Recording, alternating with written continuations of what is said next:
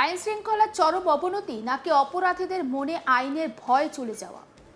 ঠিক কোন তকমা দেওয়া যায় আমাদের চারপাশের এই চেনা সমাজটাকে?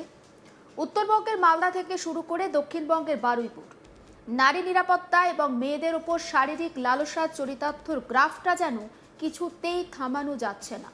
উৎসব অনুষ্ঠান বা রাজনৈতিক হানাহানি তো লেগেই আছে, কিন্তু তার আড়ালে একটা শান্ত পাড়ার ভিতর কিভাবে একটা ফুটফুটে কিশোরী পাশবিক লালসার শিকার হয়ে যায়, আর তা একবার চোখে আঙুল দিয়ে দেখিয়ে দিল মালদার ইংরেজবাজার থানার যদুপুর এলাকার এই হাড় হিম করা ঘটনা। তবে এবারের গল্পে একটা মস্ত বড় মোচড় আছে। অপরাধ করে পার পেয়ে যাওয়া যে চেনা সংস্কৃতি এ রাজ্যে তৈরি হয়েছে, তাকে কার্যত বুড়ো আঙুল দেখিয়ে 24 ঘন্টার মধ্যে ভিন রাজ্য থেকে অভিযুক্তকে কলার ধরে টেনে এনেছে পুলিশ। প্রযুক্তি আর ক্ষিপ্রতার এক টান টান মেলবন্ধনে বিহারের পূর্ণিয়া থেকে গ্রেপ্তার করা হয়েছে মূল অভিযুক্তকে। কিন্তু এই গ্রেপ্তারে কি সমাজকে স্বস্তি দিতে পারছে, নাকি আড়ালে লুকিয়ে থাকা সেই একই প্রশ্ন বারবার তাড়া করে বেড়াচ্ছে? ঘরের পাশে চেনা প্রতিবেশী যদি ওত পেতে থাকা শিকারী হয়ে ওঠে, তবে আমাদের ঘরের মেয়েরা আদেও সুরক্ষিত থাকবে তো? ঘটনাটি রবিবার 5 জুলাই দুপুরে মালদার ইংরেজবাজার থানা যদুপুর এলাকার মানুষ যখন অলস করে দুপুরের ঘুমে আচ্ছন্ন, ঠিক তখনই ঘটে গেল একটা নারকীয় কাণ্ড।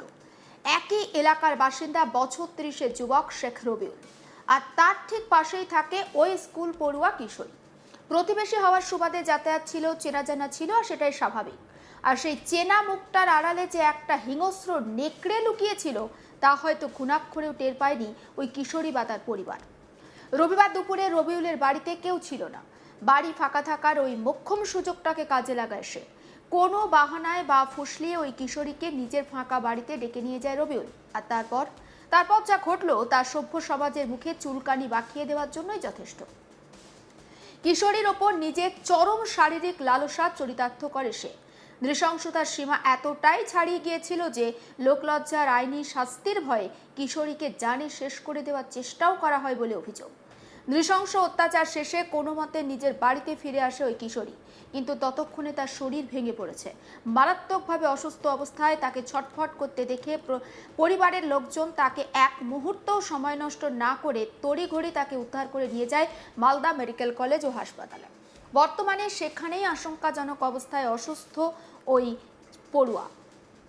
হাসপাতালের বেডে শুয়ে যখন সে জীবনের সঙ্গে লড়াই করছে, তখন অন্যদিকে নিজের পাপ ঢাকতে কোমর বেঁধে আসরে নেমেছিল শেখ রবিউল। সে খুব ভালো করে জানতো মেয়েটি মুখ খুলে গণপিটুনি বা পুলিশের হাজতবাস নিশ্চিত। তাই ঘটনার পরে এলাকা ছেড়ে চম্পট দেয় সে। রাজ্য পার হয়ে সোজা গা ঢাকা দেয় প্রতিবেশী রাজ্য বিহারের পূর্ণিয়ায়। ভেবেছিল অন্য রাজ্যে চলে গেলে আর কার সাধ্য তাকে ছোঁয়া।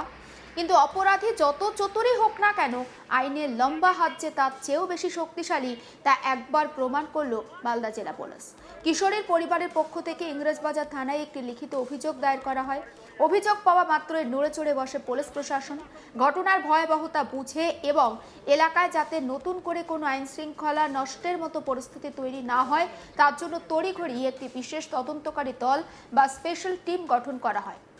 শুরু হয় রবিউলের মোবাইল টাওয়ার লোকেশন ট্র্যাক করার কাজ।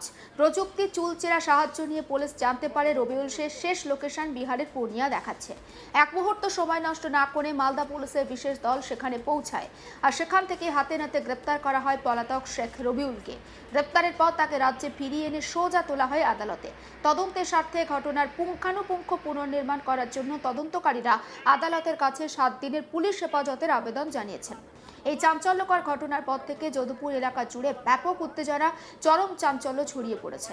পরিস্থিতি যাতে হাতের বাইরে চলে না যায়, তার জন্য এলাকায় বসানো হয়েছে পুলিশ পিকেট। টহল দিচ্ছে বিশাল পুলিশ বাহিনী।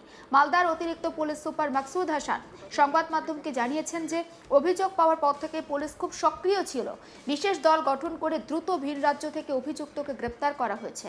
এখন পুলিশের লক্ষ্য হলো খুব কম সময়ের মধ্যে চার্জশিট গঠন করে দ্রুত বিচারের মাধ্যমে যাতে অপরাধীর কঠোরতম শাস্তি নিশ্চিত করা যায় সেই ব্যবস্থা করা।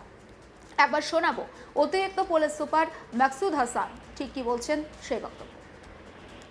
6টার সময় আমাদের ইংলিশ বাজার থানাতে খবর আসে যে একটি মেয়ে, ওর উপরে একটা অ্যাক্সিডেন্ট হয়েছে। আমরা খবর পাওয়ার ইমিডিয়েটলি আমরা স্বামীকে খুঁজতে শুরু করে দিই। পুলিশই যে মেয়ের বাবা ছিল, মেয়েকে নিয়ে হসপিটাল চলে গেছিলো, আমরা ডেকে অভিযোগ নিলাম। আর তারপর আমরা তাড়াতাড়ি ডিএসপি অ্যান্ড এডিশনাল এসপি আন্ডারে একটা টিম করে আমাদের তাড়াতাড়ি সক্রিয়ভাবে আমরা আসামি খুঁজতে শুরু করে দিলাম।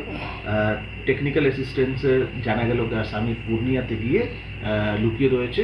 তারপর রাত্রিবেলা আমাদের টিম গেল ওইখানে, আর পূর্ণিয়া থেকে আমাদের আসামিকে আমরা ধরে নিয়ে চলে এসেছি।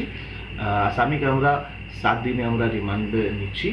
আর যা আমাদের হয়েছে, আমাদের যা করণীয় আছে সব আমাদের লিগাল প্রসিডিওর ফলো করে দিয়েছি। আমরা এই কেসকে মানে কড়াভাবে নজরে রেখে এটাকে ট্রায়াল মনিটরিং রেখে কাস্টাডি ট্রায়াল করা। সেই মধ্যে রিলেশনটা কি ছিল? এই দুজন মানে প্রতিবেশী ছিল, এমনি কিছু রিলেশন ছিল না। স্যার, এই নির্যাতিতা মেয়ের কি শারীরিক পরীক্ষা করানো হয়েছে? হ্যাঁ, ওর মেডিকেল হয়ে গেছে। এই নারকীয় ঘটনার পর স্বাভাবিকভাবে শুরু হয়ে গিয়েছে জোরদার রাজনৈতিক তরজা। তবে এই তরজায় এবার একটা নতুন সুর শোনা যাচ্ছে। দক্ষিণ মালদা জেলা বিজেপি সাধারণ সম্পাদক বিশ্বজিৎ রায় এই ঘটনার পর পুলিশের ভূমিকার ভূয়সী প্রশংসা করেছেন। তিনি দাবি করেছেন এই রাজ্যে সুশাসন প্রতিষ্ঠিত হয়েছে, আর সে কারণে অভিযোগ দায়ের হওয়ার মাত্র কয়েক ঘন্টার মধ্যে পুলিশ চরম তৎপরতার সঙ্গে ভিন রাজ্যে গিয়ে অভিযুক্তকে গ্রেপ্তার করতে পেরেছে। বিরোধীদের মুখে পুলিশের এই প্রশংসা রাজনৈতিক মহলে বেশ তাৎপর্যপূর্ণ বলে মনে করা হচ্ছে। সাধারণত এই ধরনের ঘটনায় শাসক ও বিরোধী দলের মধ্যে কাদা ছোড়াছুড়ির চেনা ছবি এখন পুলিশের দেখা যায়, কিন্তু এখন পুলিশের তৎপরতাকে সাধুবাদ জানিয়েছেন সকলেই। একবার শোনাই বিজেপি সাধারণ সম্পাদক বিশ্বজিৎ রায় কি বলছেন তার বক্তব্য। বাজারে যদুপুরে যে ন্যাক্কারজনক ঘটনা ঘটেছিল, পুলিশ প্রশাসন 6 ঘন্টার মধ্যেই সেই আসামিকে অ্যারেস্ট করেছে এবং পশ্চিমবঙ্গের যেখানে যেখানে বিক্ষিপ্ত ঘটনা ঘটেছে সেখানে পুলিশ প্রশাসন তৎপর হয়ে সেই সব আসামিকে অ্যারেস্ট করেছে। আমরা ভারতীয় জনতা পার্টি বলতে চাই যে বিগত দিনের যে সরকার ছিল সেই সরকারের সময় সন্ত্রাসের আইন পশ্চিমবঙ্গে কায়েম ছিল, কিন্তু ভারতীয় জনতা পার্টি সরকার গঠনের পরে পরে কিন্তু আইনের শাসন চলছে। তাই যারা যারা এরকম ঘটনা ঘটাবার কথা মাথায় ভাবছেন তারা কিন্তু সাবধান হয়ে যান, কারণ পুলিশ প্রশাসন পশ্চিমবঙ্গ সরকার কিন্তু কোনো জায়গায় এরকম ঘটনা বরদাস্ত করবে না। আমরা ভারতীয় জনতা পার্টি বলতে চাই যে সুশাসন পশ্চিমবঙ্গে প্রতিষ্ঠা হয়েছে, তাই সুশাসন স্বার্থেই, সাধারণ মানুষের স্বার্থে এইসব সন্ত্রাসকারীদের দমন করার জন্য পশ্চিমবঙ্গ সরকার এবং পুলিশ প্রশাসন তৎপর আছে।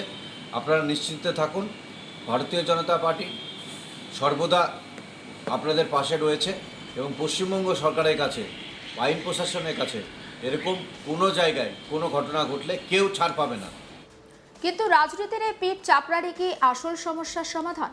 সমস্ত আপডেট এইভাবেই পৌঁছে দেবো আপনাদের কাছে। নজর রাখুন আজ তাক বাংলা, সাবস্ক্রাইব করতে ভুলবেন না।